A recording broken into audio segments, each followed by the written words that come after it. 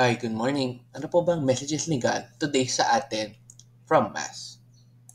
Okay, number one, all of us have the desire to follow Christ. So, ibig sabihin po pala nito, bigyan natin ng benefit of the doubt ang lahat ng tao. Na lahat ng tao may kabutihan, ang lahat ng tao ay may gusto rin to follow Christ. But, number two, desire to follow is not enough. But we must choose to act. Ayan. So, yung kagustuhan lang pala natin na mag-follow, hindi lang po pala enough yun. Mas importante po yung actions na gagawin natin para sumunod po tayo. Next, number three, discipline and hard work are needed to follow Christ. Ayan, napakasimple.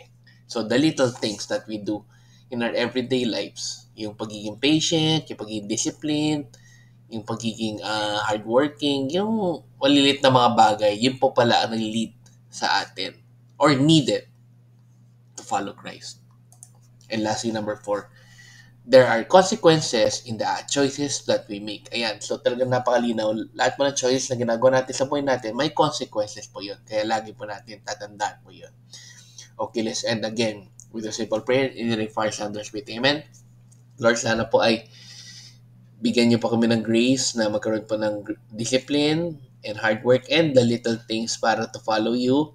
At sana po lahat po yung mga actions po namin ay tama para po yung mga consequences po namin doon sa mga actions na yun ay maging tama rin po. At sana po ay mag-act po kami to follow you and lagi po kaming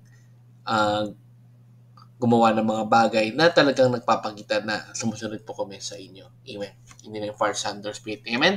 So good morning po sa inyo. Have a great day. God bless. And let's end again with a simple Thanksgiving Daily thank you prayer. Lord, thank you very much for all the blessings that you are giving us every day. Thank you for our food, safety, security, guidance, and all your blessings. Please avoid us getting sick from all illnesses and forgive us for all our sins. Lord, I pray that all our hopes and dreams will come true in your own time. Again, Lord, thank you for all the blessings that you have given us.